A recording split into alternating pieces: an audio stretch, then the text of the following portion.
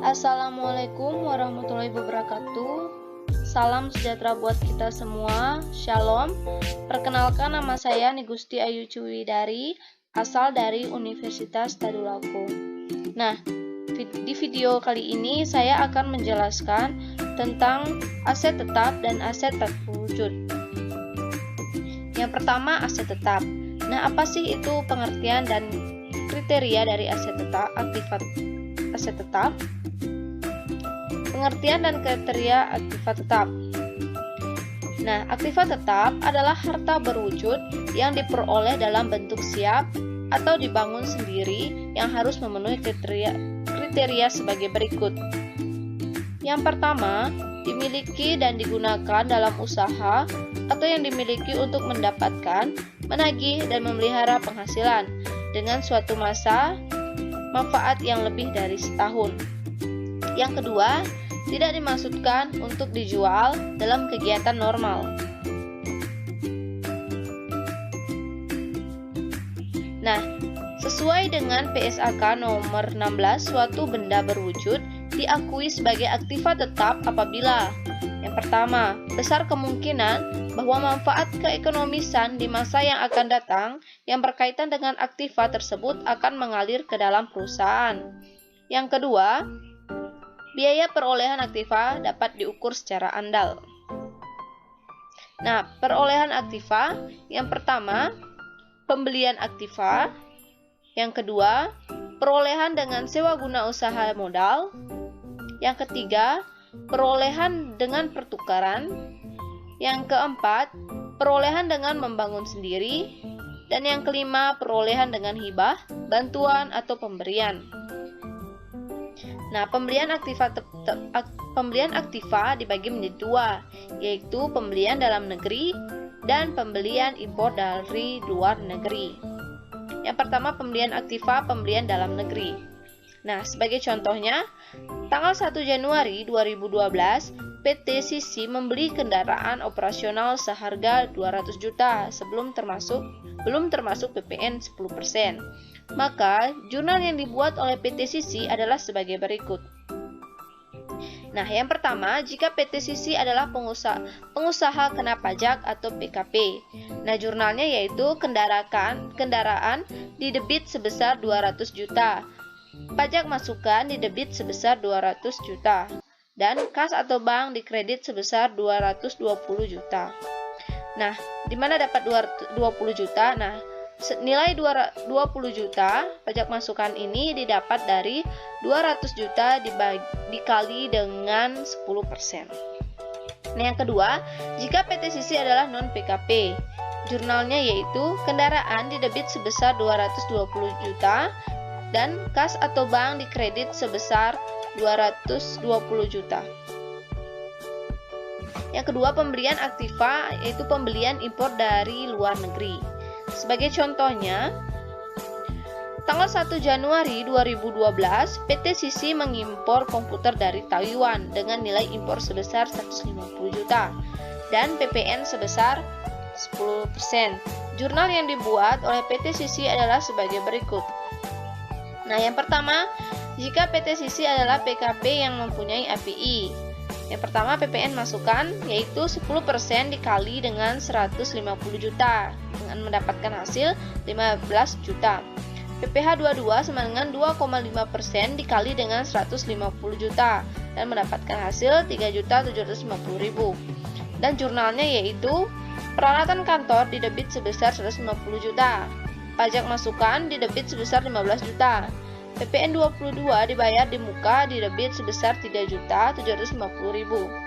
Kas atau bank dikredit sebesar 168.750.000. Nah, yang kedua, jika PT Sisi adalah non-PKP yang punya API. Ya, perhitungannya yaitu komputer sama dengan 110% dikali dengan 150 juta mendapatkan hasil 165 juta. PPh 22 sama dengan 2,5% dikali dengan 150 juta dan mendapatkan hasil 3.750.000. Dengan jurnal yaitu peralatan kantor didebit sebesar 165 juta PPh 22 dibayar di muka di debit sebesar 3.750.000 dan kas atau bank di kredit sebesar 168.750.000.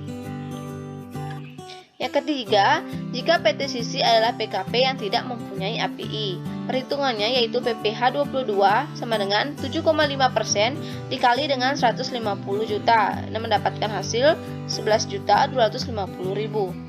Dengan jurnalnya yaitu peralatan kantor di debit sebesar 150 juta, pajak masukan di debit sebesar 15 juta, PPh 22 dibayar di muka di debit sebesar 11.250.000, kas atau bank di kredit sebesar 176.250.000. Yang keempat, jika PT Sisi adalah non-PKP yang tidak mempunyai API, perhitungannya yaitu komputer sama dengan 110% dikali dengan 150 juta sama dengan 165 juta. PPh 22 sama dengan 7,5% dikali dengan 150 juta dan mendapatkan hasil 11.250.000. Dengan jurnalnya yaitu peralatan kantor di debit sebesar 165 juta, PPh 22 dibayar di muka di debit sebesar 11.250.000, kas atau bank di kredit sebesar 176.250.000. Nah, yang selanjutnya perolehan dengan sewa guna usaha. Nah, perolehan dengan sewa guna usaha ini dibagi menjadi dua, yaitu sewa guna usaha dengan hak opsi atau finance lease. Yang kedua, sewa guna usaha tanpa hak opsi atau operating lease.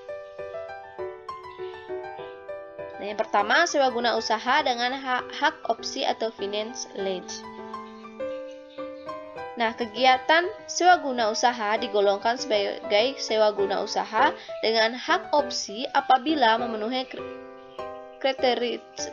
karakteristik sebagai berikut. Nah, yang pertama, jumlah pembayaran sewa guna usaha selama masa sewa guna usaha pertama ditambah dengan nilai sisa barang modal. Harus dapat menutup harga perolehan, barang modal, dan keuntungan lessor.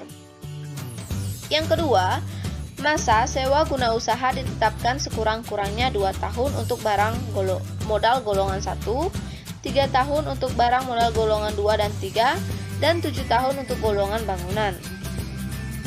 Nah, yang ketiga, perjanjian sewa guna usaha membuat ketentuan mengenai opsi bagi lease. Nah, yang selanjutnya, perlakuan perpajakan untuk lessor dan lease. Yang pertama, pajak penghasilan pada lessor yaitu penghasilan sama dengan angsuran pokok ditambah bunga. Penghasilan yaitu bukan objek PPh 23 tetapi pengenaan pajaknya dilakukan dengan perhitungan akhir tahun dalam SPT tahunan. Beban penyusutan aset tetap yaitu beban yang tidak boleh dikurangkan. Sedangkan pajak penghasil pada lease yaitu beban sewa sama dengan angsuran pokok ditambah bunga. Beban sewa yaitu beban yang dapat dikurangkan. Beban sewa yaitu bukan objek PPh 23. Beban penyusutan aset tetap yaitu beban yang tidak boleh dikurangkan atau non-deductible expense. Nah, pajak penghasilan pada lessor juga beban penyisihan piutang tak tertagih adalah beban yang dapat dikurangkan atau deductible expense. Yang kedua, mekanisme angsuran pajak pada PPh 25 diatur oleh Undang-Undang PPh. Sedangkan pajak penghasilan pada lease itu tidak ada. Yang selanjutnya, pajak pertambahan nilai pada lessor yaitu memungut PPN atas penyerahan barang modal kepada lease. Sedangkan pajak pertambahan nilai pada lease tidak ada. Selanjutnya, peraturan perpajakan untuk sewa guna usaha dengan hak opsi bagi lease. Nah, yang pertama, selama masa sewa guna usaha, lease tidak boleh melakukan penyusutan atas barang modal yang disewa guna usahakan sampai saat lease menggunakan hak opsi untuk membeli barang tersebut. Yang kedua, setelah menggunakan hak opsi untuk membeli barang modal tersebut, lease melakukan penyusutan dan dasar penyusutannya adalah nilai sisa barang modal yang bersangkutan. Yang ketiga, pembayaran sewa guna usaha yang dibayar atau terutang oleh lease kecuali pembebanan atas tanah merupakan biaya yang dapat dikurangkan dari penghasilan bruto lease sepanjang transaksi sewa guna usaha tersebut memenuhi ketentuan kapital lease.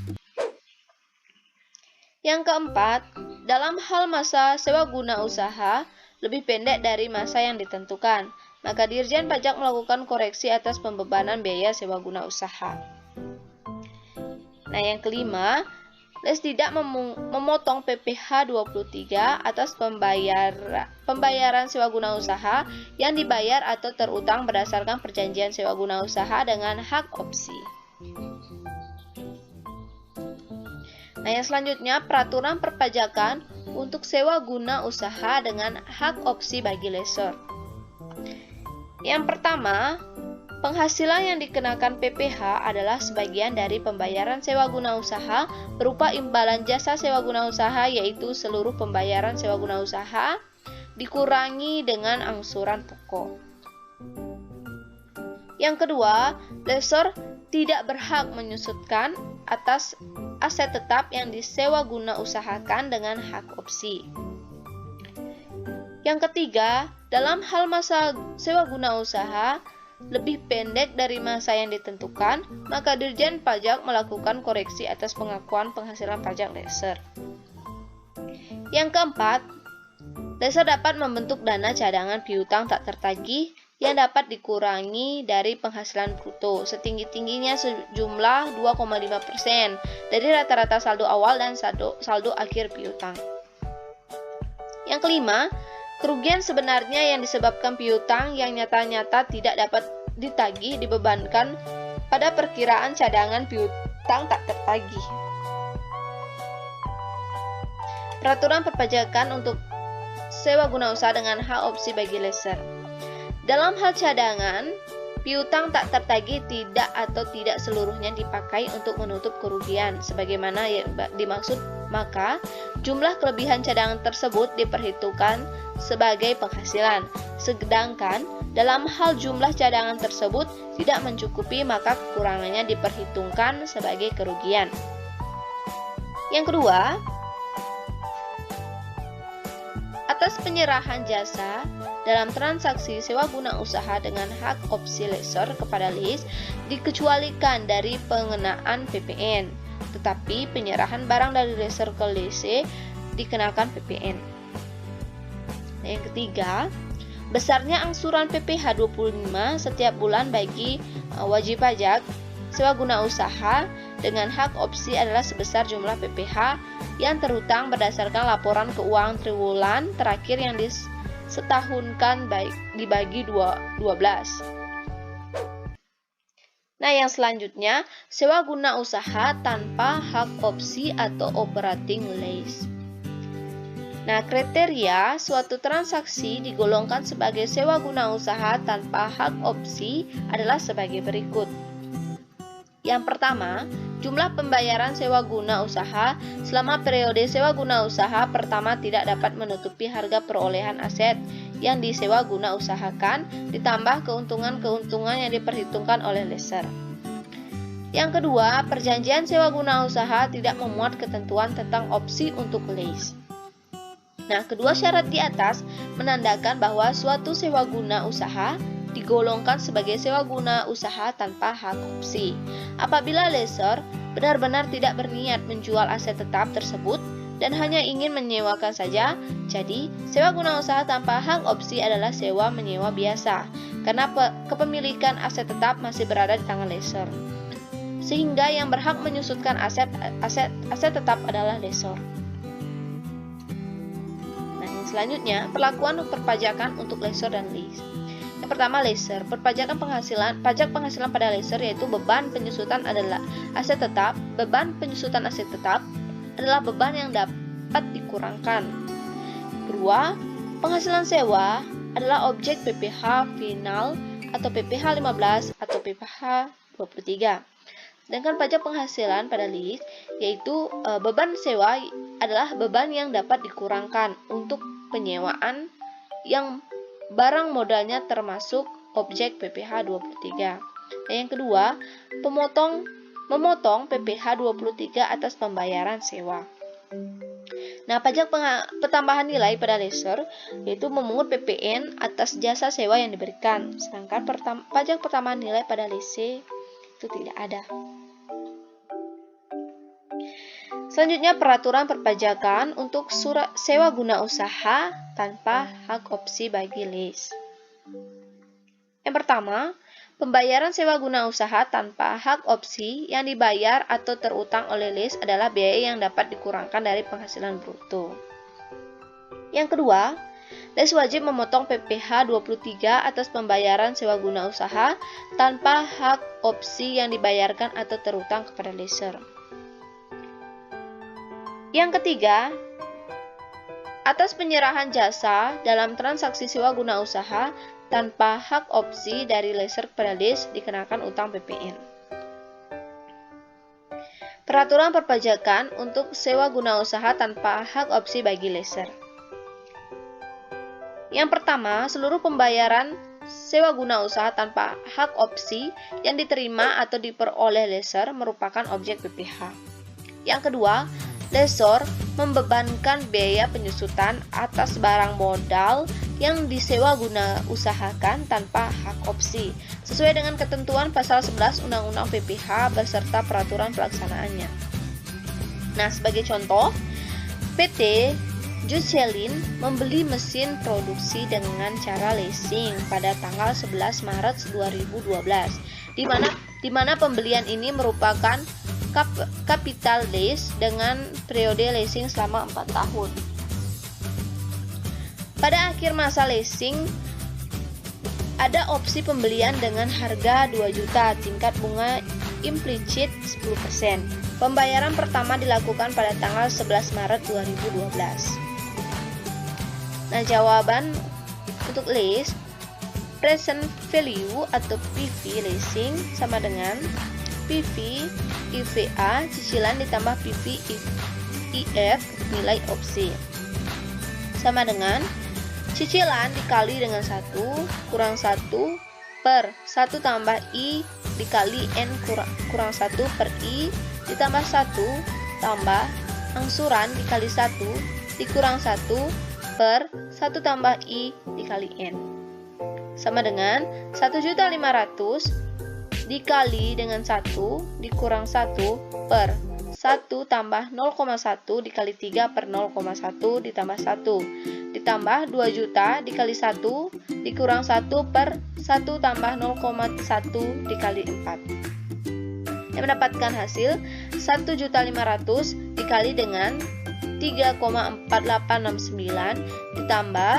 2 juta dikali dengan 0,6830, yaitu sama dengan 5.230.350 ditambah dengan 1.336.000 dan mendapatkan hasil yaitu 6.596.350. Jadi jurnalnya yaitu pada tanggal 1 Maret 2012 aset tetap leasing didebit sebesar 6.596.350. Utang leasing jangka pendek dikredit sebesar 1.374.239,58. Utang leasing jangka panjang dikredit sebesar 5.222.110,42. Utang leasing jangka pendek didebit sebesar 137.324,96. Kas atau bank dikredit sebesar 137.423,96. Sedangkan jurnal pada tanggal 11 April 2012, utang leasing jangka pendek didebit sebesar 137.423,96. Beban bunga didebit sebesar 644.892,60. Kas atau bank dikredit sebesar 783.316,56. Nah, setiap tanggal 11 tiap bulan selama tahun 2012 dilakukan pembayaran untuk utang leasing dan bunga leasing sebesar 10% dari sisa utang. Nah, jurnal pada tanggal 31 Desember 2012 yaitu utang leasing jangka panjang didebit sebesar 1.649.087,52. Utang leasing jangka pendek dikredit sebesar 1.649.087,52. Beban penyusutan aset leasing didebit sebesar 957.572,92. Akumulasi depresiasi aset leasing dikredit sebesar 957.572,92. Nah, jawaban untuk leaser yaitu penghasilan atas leasing ini akan dikenakan PPh badan sesuai tarif pasal 17. Nah, yang selanjutnya yaitu penyusutan aset tetap. Metode penyusutan yang diperbolehkan dalam ketentuan perpajakan ada dua, yaitu metode garis lurus atau straight line method untuk kelompok bangunan dan bukan bangunan. Yang kedua, metode saldo menurun atau declining balance method untuk kelompok bukan bangunan saja. Pada akhir masa manfaat disusutkan sekaligus atau close end. Nah, klasifikasi kelompok harta. Yang pertama itu bukan bangunan. Kelompok 1, masa manfaatnya 4 tahun, tarif depresiasi garis lurus 25%, tarif depresiasi saldo menurun yaitu 50%. Untuk kelompok 2, masa manfaat yaitu 8 tahun, tarif depresiasi garis lurus yaitu 12,5%, tarif depresiasi saldo menurun yaitu 25%. Untuk kelompok 3, masa manfaat yaitu 16 tahun, tarif depresiasi garis lurus yaitu 6,25%, tarif depresiasi saldo menurun yaitu 12,5%. Untuk kelompok 3, masa manfaat yaitu 20 tahun, tarif depresiasi garis lurus yaitu 5%, tarif depresiasi saldo menurun yaitu 10%. Dan untuk kelompok bangunan yang untuk permanen masa manfaatnya itu 20 tahun dan tarif depresiasi garis lurus yaitu 5%. Dan untuk bangunan tidak permanen masa manfaatnya itu 10 tahun, tarif depresiasi garis lurus yaitu 10%. Selanjutnya, aset yang penyusutannya tidak bisa dikurangkan sebagai biaya. Yang pertama, biaya perolehan aset yang tidak mempunyai hubungan langsung dengan usaha atau kegiatan untuk mendapatkan, menagih, dan melihara penghasilan yang merupakan objek pajak. Yang kedua, biaya perolehan aset yang digunakan untuk memberi penggantian atau imbalan dalam bentuk natura dan kenikmatan kepada karyawan, kecuali penggantian atau imbalan dalam bentuk natura dan kenikmatan di daerah tertentu dan yang berkaitan dengan pelaksanaan pekerjaan yang ditetapkan dengan PMK 83 PMK 03 2009. Yang ketiga, barang modal yang disewa guna usahakan, baik sewa guna usaha dengan hak opsi ataupun tanpa hak opsi bagi lease, atau sewa guna usaha dengan hak opsi bagi leaser. Nah, sebagai contohnya, gedung dibeli pada tanggal 1 Januari 2000 dengan harga 600 juta. Estimasi masa manfaat gedung tersebut menurut akuntansi adalah 30 tahun, sedangkan menurut pajak adalah 20 tahun. Penyelesaiannya, penyusutan menurut akuntansi yaitu 600 juta dibagi dengan 300 dan mendapatkan hasil 20 juta. Penyusutan menurut pajak 5% dikali dengan 600 juta sama dengan 30 juta. Jurnalnya yaitu pada tanggal 31 Desember 2011 Beban penyusutan gedung di debit sebesar 220 juta dan akumulasi penyusutan gedung di kredit sebesar 20 juta. Penghentian aset tetap. Yang pertama, pertukaran aset tetap, dan yang kedua, pelepasan aset tetap. Revaluasi aset tetap. Nah, apa itu revaluasi aset tetap? Revaluasi aset tetap adalah suatu penilaian kembali atas aset tetap yang dimiliki perusahaan sehingga sesuai dengan harga pasar saat dilakukannya revaluasi tersebut. Sebagai contohnya, tanggal 31 Desember 2011, PT Ben-Hur menerima surat persetujuan dari Dirjen Pajak untuk melakukan revaluasi aset tetap yang dimilikinya. Berikut daftar aset tetap yang akan direvaluasi. Nah, yang pertama, tanah yang diperoleh pada Desember 2006 dengan harga perolehan sebesar 500 juta dan harga revaluasi sebesar 1 miliar. Yang kedua, bangunan permanen yang diperoleh pada Januari 2009 dengan harga perolehan 600 juta dan harga revaluasi sebesar 850 juta atau masa manfaat akuntansi sesuai dengan masa manfaat perpajakan. Yang ketiga, mesin produksi yang termasuk pada kelompok 2 atau masa manfaat akuntansi sesuai dengan masa manfaat perpajakan diperoleh pada Juli 2009 dengan harga perolehan 100 juta dan harga revolusi sebesar 200 juta. Nah, penghasilan sebelum kompensasi rugi pada tahun berjalan sebesar 350 juta.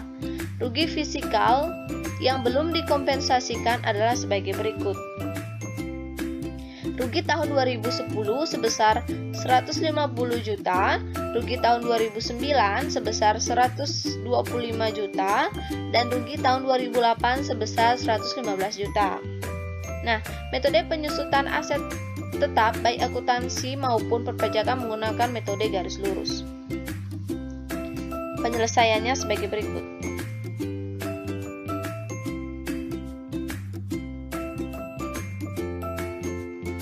Nah, penyelesaiannya biaya perolehan tanah sebesar 500 juta, biaya perolehan bangunan sebesar 600 juta, akumulasi penyusutan sebesar 90 juta yang diperoleh dari 600 juta dibagi 20 dikali 30. Nah, 600 juta dikurangi dengan 90 juta mendapatkan hasil 510 juta. Untuk biaya perolehan mesin sebesar 100 juta. Akumulasi penyusutannya yaitu 31.250.000 yang diperoleh dari 100 juta dikali dengan 30 dibagi 12 kali 10 dan mendapatkan yang 100 juta dikurang dengan 31.250.000 mendapatkan hasil 68.750.000. Dan nilai tercatat aset tetap atau sama dengan nilai buku fisikal sebesar 1.078.750.000. Harga pasar yaitu 1 miliar ditambah dengan 850 juta ditambah dengan 200 juta mendapatkan hasil 2.050.000 juta. Nilai tercatat aset tetap sama dengan nilai fiskal yaitu sama dengan 1.078.750.000 dan mendapatkan hasil surplus revaluasi aset tetap sama dengan selisih lebih penilaian kembali aset tetap perusahaan untuk tujuan perpajakan yaitu sebesar 971.250.000. Sedangkan PVA finalnya yaitu 10% dikali dengan 971.250.000 dengan mendapatkan hasil 97.125.000. Dengan jurnalnya yaitu tanah didebit sebesar 500 juta, bangunan didebit sebesar 250 juta, akumulasi penyusutan bangunan didebit sebesar 90 juta, mesin didebit sebesar 100 juta, akumulasi penyusutan mesin didebit sebesar 31.250.000, surplus revaluasi aset tetap dikredit sebesar 971.250.000. PPh final atas revaluasi aset tetap didebit sebesar 97.125.000. Kas atau bank dikredit sebesar 97.125.000. Nah, yang selanjutnya aset tak berwujud. Nah, apakah itu aset tidak berwujud? Aset tak berwujud adalah aset non-moneter yang dapat diidentifikasi dan tidak mempunyai wujud fisik. Ciri utama aset tak berwujud ialah berupa benda yang tidak dapat dilihat dan dipegang.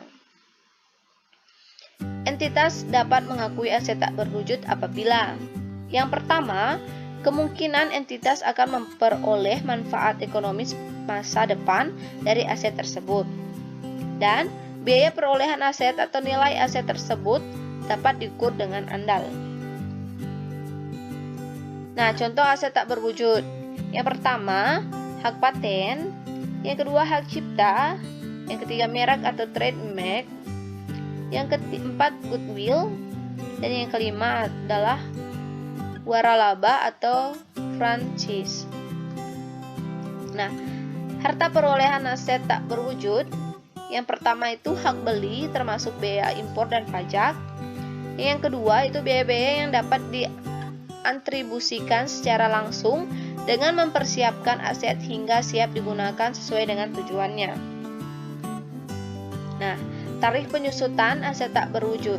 Yang pertama, kelompok harta tak berwujud untuk kelompok 1, masa manfaatnya yaitu 4 tahun, tarif depresiasi garis lurus yaitu 25%, tarif depresiasi saldo menurunnya yaitu 50%. Untuk kelompok 2, masa manfaatnya itu 8 tahun, tarif depresiasi garis lurusnya itu 12,5%. Tarif depresiasi saldo menurun yaitu 25%. Yang ketiga, kelompok 3 yaitu masa manfaatnya yaitu 16 tahun, tarif depresiasi garis lurus yaitu 6,25%, tarif depresiasi saldo menurunnya yaitu 12,5%. Untuk kelompok 4, masa manfaatnya yaitu 20 tahun, tarif depresiasi garis lurusnya itu 5%, dan tarif depresiasi saldo menurunnya itu 10%. Nah, sebagai contoh, PT Boki yang baru berdiri 2008 telah menghabiskan biaya sebesar 50 juta untuk mendapatkan berbagai izin pengurusan pendirian perusahaan. Biaya tersebut diperlakukan sebagai aset lainnya dan memiliki masa manfaat 5 tahun atau menurut pertimbangan pihak manajemen, sehingga oleh perusahaan diamortisasi dengan metode garis lurus. Penyelesaiannya,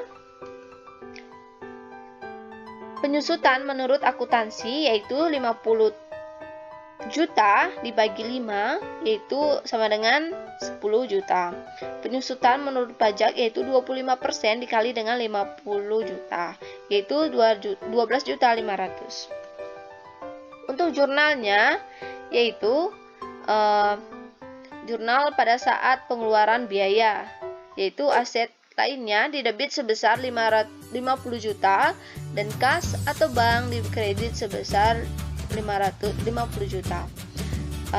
Untuk jurnal pada tanggal 31 Desember 2008 yaitu jurnalnya beban amortisasi pada aset lainnya, yaitu beban amortisasi didebit sebesar 10 juta dan aset lainnya dikredit sebesar 10 juta.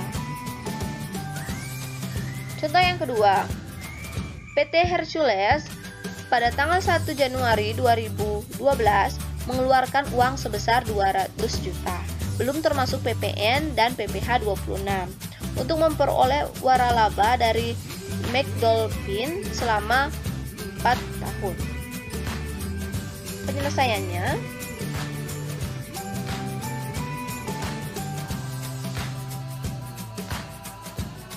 nah, PPN sama dengan 10% dikali dengan 200 juta sama dengan 20 juta. PPh 20 pasal 26 sama dengan 20% dikali dengan 200 juta mendapatkan hasil 40 juta. Penyusutan menurut pajak dengan metode garis lurus, yaitu 25% dikali dengan 200 juta mendapatkan hasil 50 juta. Dengan menggunakan metode saldo menurun, tahun pertama yaitu 50% dikali dengan 200 juta sama dengan 100 juta. Tahun kedua 50% dikali dengan 100 juta yaitu 50 juta. Dan tahun ketiga 50% dikali dengan 50 juta sama dengan 25 juta. Dan tahun keempat mendapatkan hasil 25 juta.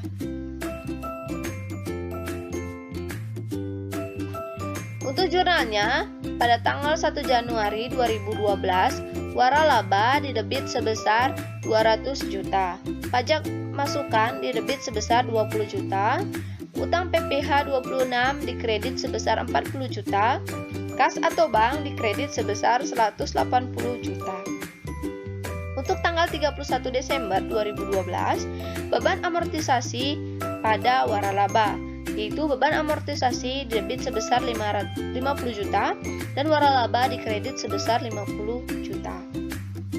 Pada tanggal 31 Desember 2013, jurnalnya yaitu beban amortisasi pada waralaba, yaitu beban amortisasi didebit sebesar 50 juta, waralaba dikredit sebesar 50 juta. Untuk tanggal 31 Desember 2014, jurnalnya yaitu beban amortisasi pada waralaba, yaitu beban amortisasi didebit sebesar 50 juta dan waralaba dikredit sebesar 50 juta. Dan yang terakhir, jurnal pada tanggal 31 Desember 2015, beban amortisasi pada waralaba. Beban amortisasi didebit sebesar 50 juta dan waralaba dikredit sebesar 50 juta.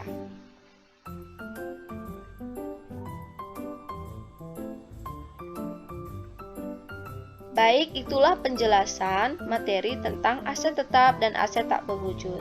Saya ucapkan terima kasih.